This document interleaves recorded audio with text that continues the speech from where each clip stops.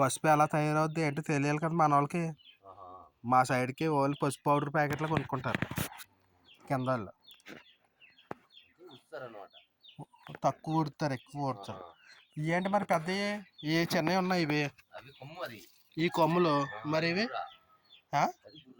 బుర్ర అంటే మరి అదే బుర్ర పిల్లనే కొమ్ము వెళ్తుంది మరి అంటే అర్థం కాలే. ఇది తల్లి బుర్ర, అవి కొమ్ముడు పక్క వెళ్ళేటివి ఇలాగా. మరి ఇప్పుడు ఇది మంచి క్వాలిటీ, అది క్వాలిటీ వస్తుందా?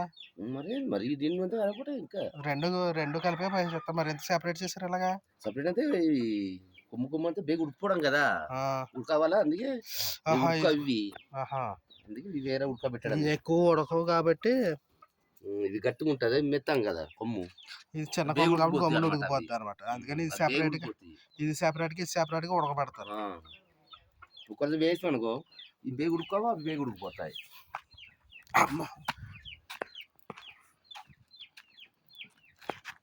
ఒకసారి బా మొత్తం బా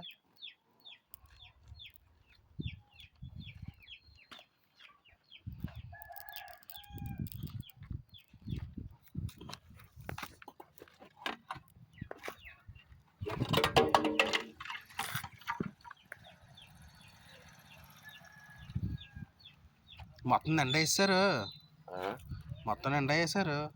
మరి బాగా ఉడికిందో లేదో మనకి ఎలా తెలుస్తుంది? అదే మరి తెలిసిపోద్ది కదా. ఎలాగా చేస్తే మిగతాయి, లేకపోతే మిగతా అయిపోద్ది అలా ఉడకాల. చూడు కానీ ఒకసారి అదనమాట. ఇలా ఇలా చిక్కితే తొక్క వస్తే అది వేసే బా. మరి కింద ఉన్నాయి ఉడికిపోయి బాగా మెత్తగా పేస్ట్ అయిపోతాయేమో. లేదు, అగ్గి బాగా తగిలితే ఒక్కసారి ఇంకా ఇప్పుడు తీసేస్తాం. ఇప్పుడు చంపేస్తాం. ఇది వేసేసి మళ్ళీ మళ్ళీ వేస్తారా?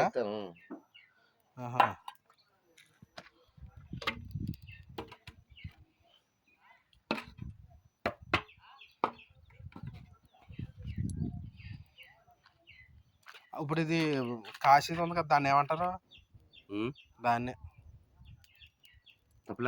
తపాలా అంటారా? పెద్ద తపాలా? లేకపోతే అండ అంతా అండ అంటాం, లేకపోతే ఈ తపలా అంటాం అంతే.